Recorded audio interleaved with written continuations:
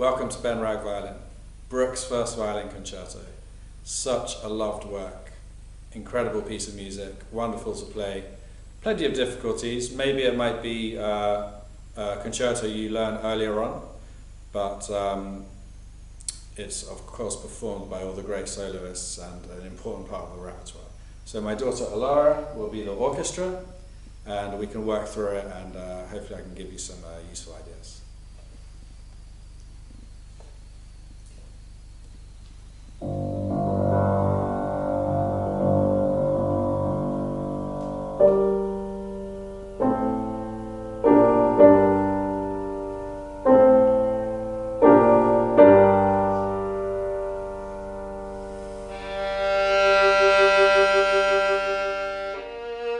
Remember, you've got the third finger there, or whatever position you're going to be in, to vibrate, to give this extra resonance.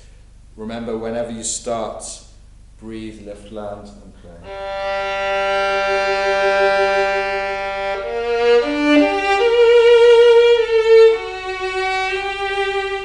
Now, we have to build up, crescendo, and slightly move on, so use the ad-lib to be through.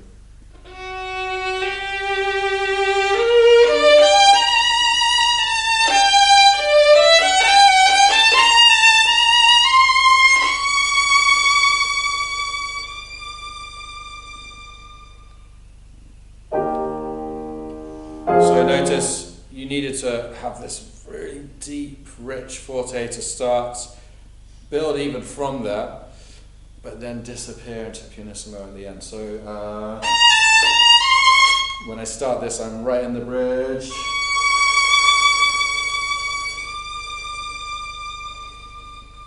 But when I finish there, I'm right out on the fingerboard. So big change of sound just in that one bow to finish. Okay, let's go on.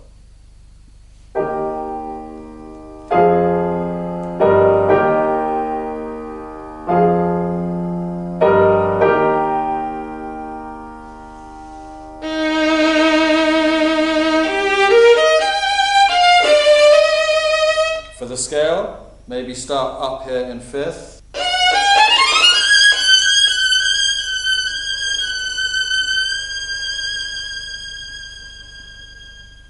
And again, we're disappearing from really big sound at the top there, gradually disappearing back out to pianissimo. And the orchestra.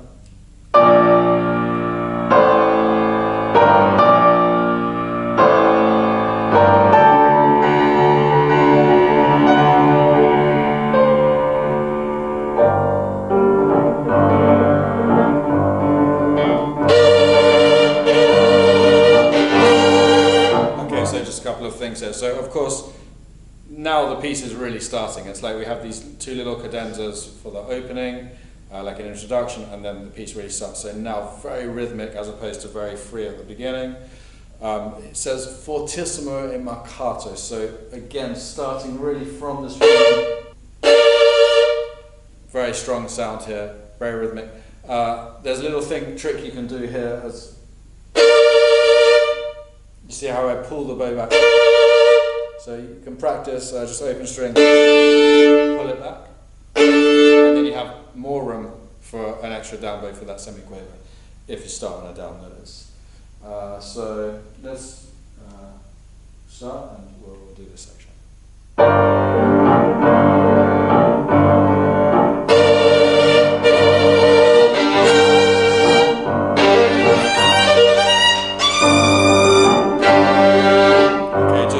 Very fast run. Of course, always practice.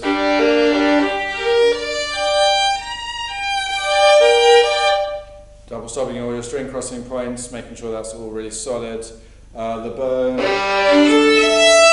make sure it's coming over nicely, smooth curve across that slur. So I'll just go straight on there.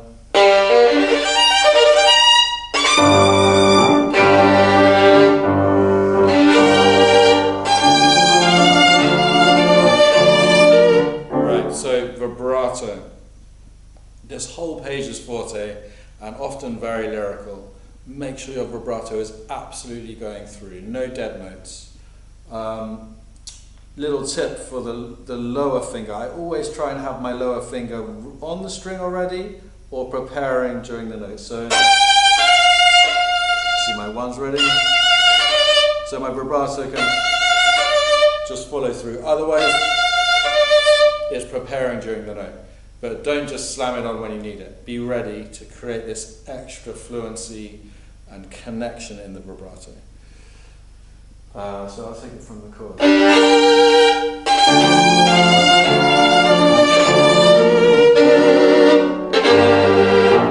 and that's the same thing in the up bow. I have back, so I create this extra space for myself. Of course, you could just do it staying on the string, but I think anything extra you can get in this is necessary, helpful. Let's just go on.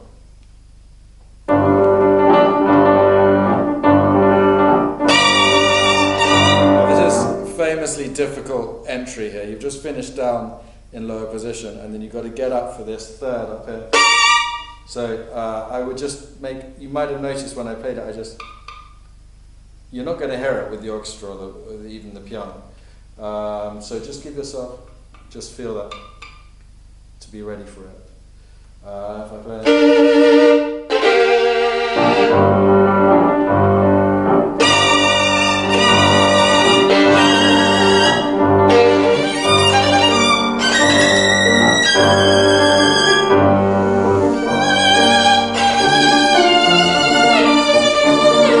Now, of course, the octaves come in for the first time.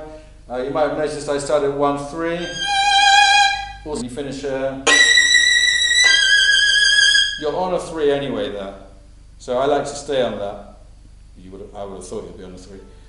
Just add the 1, and just try and judge that. So when you start, you can be nice and in tune. I stay on 1-3, and I switch to 1-4 here. By the lower position, I prefer 1-4 as well. But I like 1-3 at the top for sure.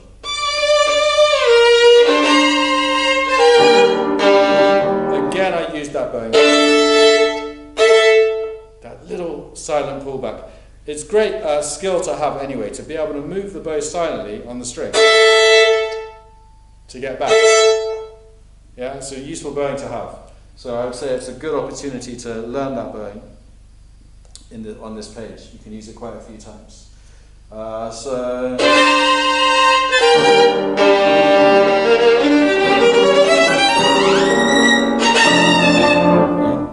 Again, we have a nice open G there. I definitely use my vibrato there to bring out even more power. And then, of course, this big shift to shift the octave on the string is, a bit scary. But just try and use the preparation of the arm so you're ready to go up. Don't try and twist into it. Twist, go. And again, octaves, even higher, slightly higher this time. Again, I will switch. So I start 1-3. I like to be on a 3 for that top B flat anyway. I wouldn't really like to be on a 4. I mean, up to you. So then I just add the 1. Now I switch on the F this time to 1-4. But whatever works for you, whatever works. If you play the octaves fantastically, who cares what fingering you do?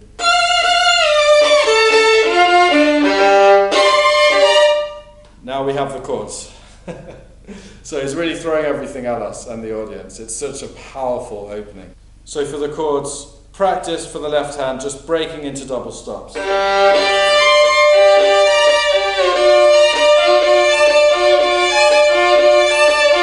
This is quite tricky. You've got to replace the D. So my 2's on the D, now my 3's on it, then the 2.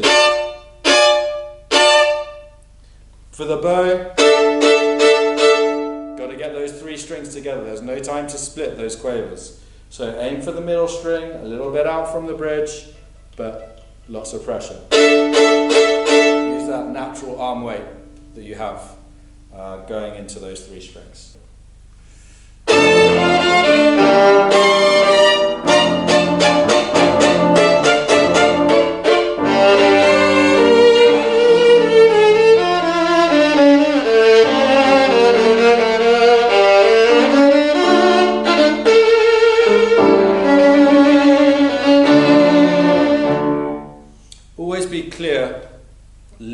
pianist or your orchestra to show that writ.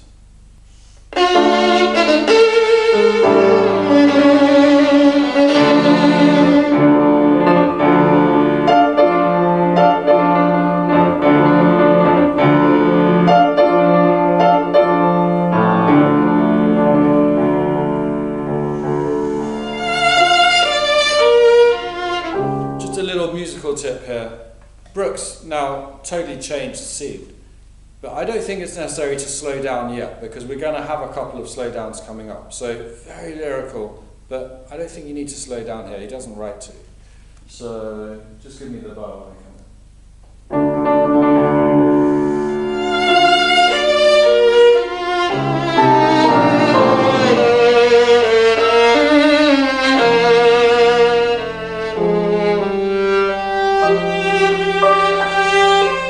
Now he writes writs. Take your time.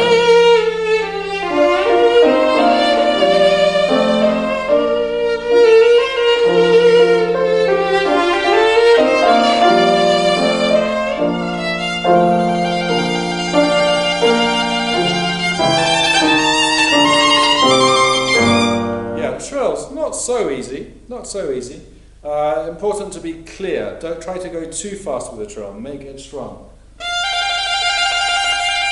As in strength with the finger over speed. Yeah, so enough speed but clear action.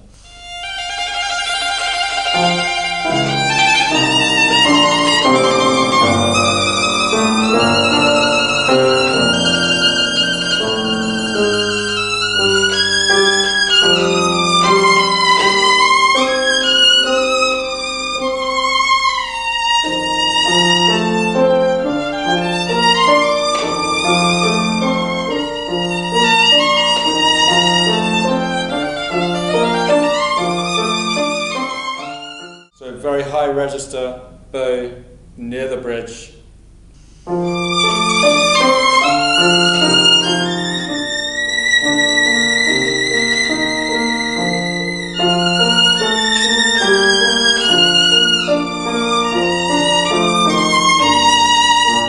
Note that I haven't had to move my thumb back yet. We're only back and forth.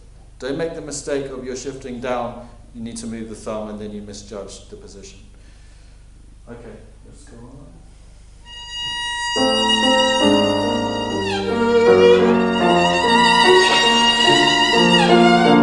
Yeah, that's a nice little study in a molto crescendo, isn't it? From piano to forte. So, well, it's not marked forte, but molto crescendo. So, big change in the bow, contact point, pressure, speed, vibrato width, all needs to happen. Let's go from there again.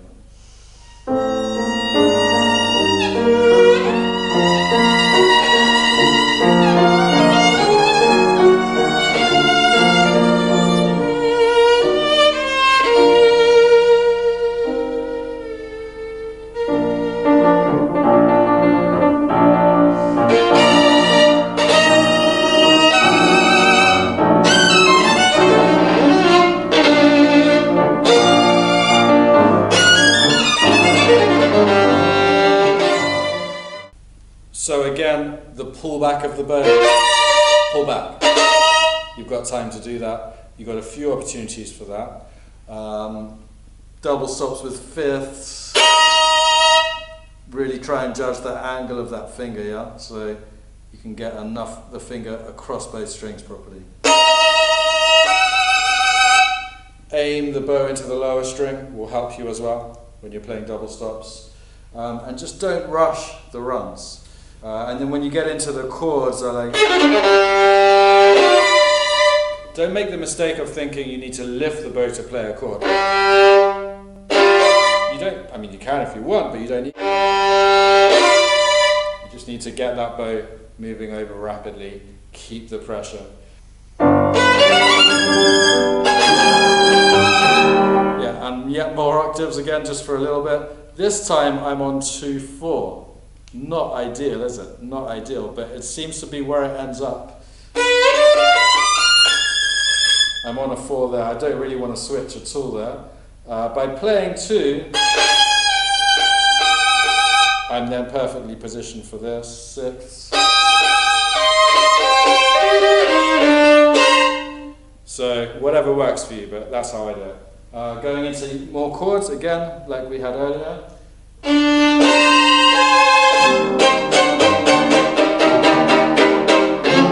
Notice that I give myself freedom. Alara is absolutely comfortable following it, so it works. An orchestra should be just the same. So I start a little bit slower, and then I go, and then I take time, and it can make it more dramatic and also help you a little bit technically. You know? Don't feel like you have to be like an instrument.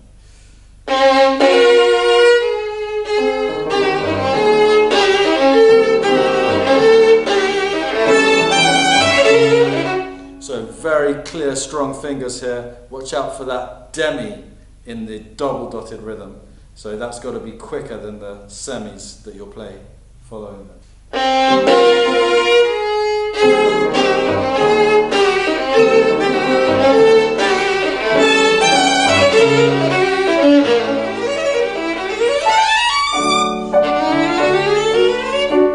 Right, so that's a tricky area.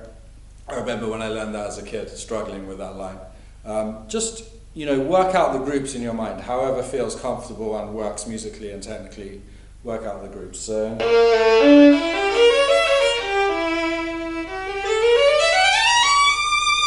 make sure you're comfortable with that. Now, the first piano in the whole piece. And guess what? It says piano and crescendo and stringendo, so it doesn't last long, but it does say piano. So start not too fast and not too loud, otherwise you're not going to manage this big build-up we've got to do now right to the end of this section. Very dramatic.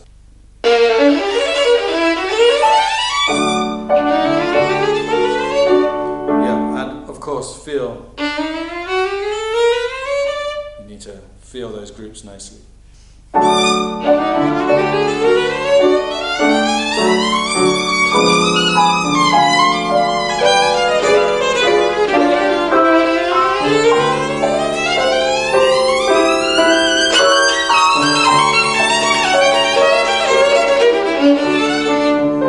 Again, that's a tricky area.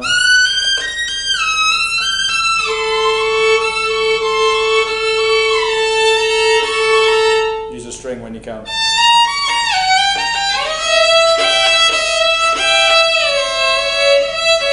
Careful work there, just try and judge the gradual widening of the spacing as you come down as well in this sequential writing. Also make sure that your tempo is gradually picking up. So like when you get to the second chromatic scale, it should be a little bit faster than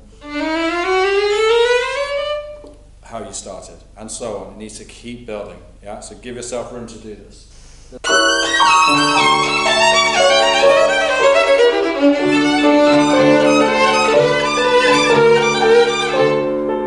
Again, another challenging area, this chordal writing in the left hand and this kind of cross rhythm slurs in the right hand. So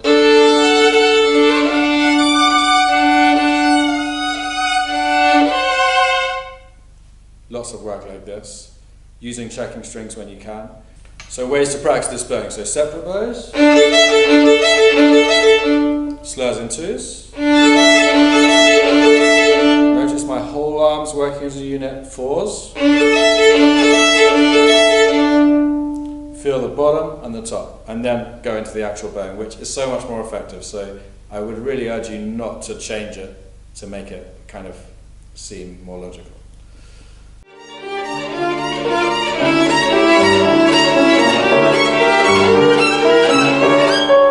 Same thing,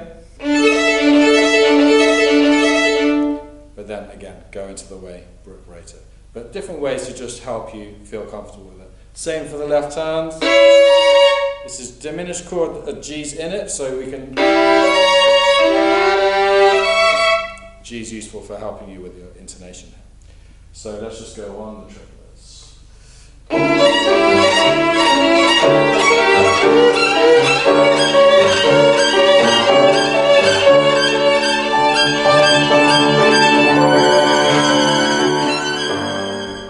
Notice how at the end there I can use harmonics quite helpful. It's very clear and it's just a bit easier. So.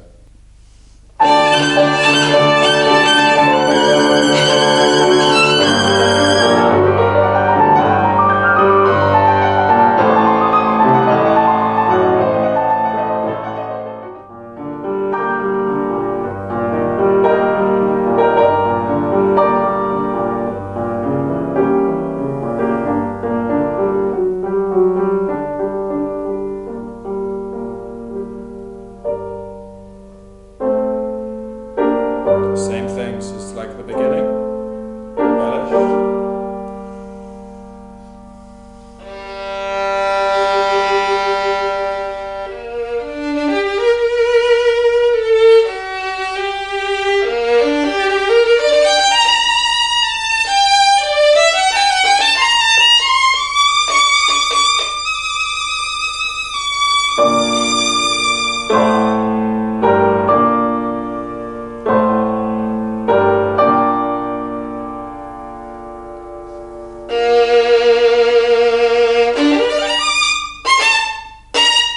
So we get quite a lot of notes now happening from this point.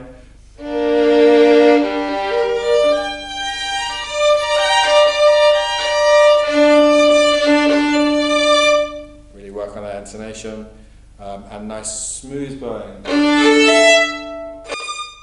What's the rest for? Prepare.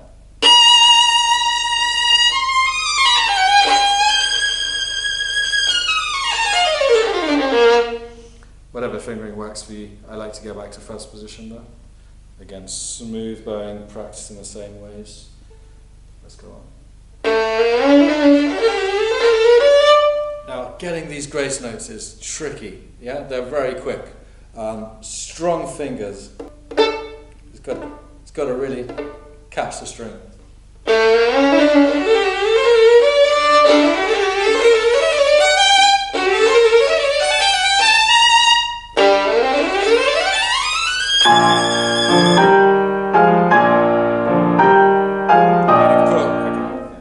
Of course, that scale is quite a scary way to finish the piece, yeah? You don't want to miss that top. So really know your shifting points. So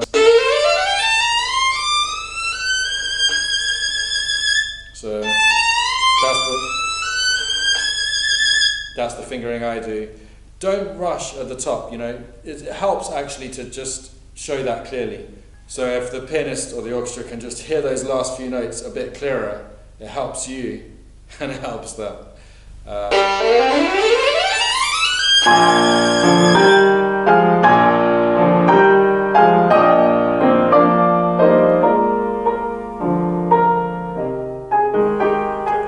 I hope you found that helpful. Hopefully lots of ideas for you to try out, experiment with, and find what works best for you in this wonderful, challenging piece of music. And of course, thank you to this wonderful orchestra we had today. Played on the piano by my daughter, Alara Bruch.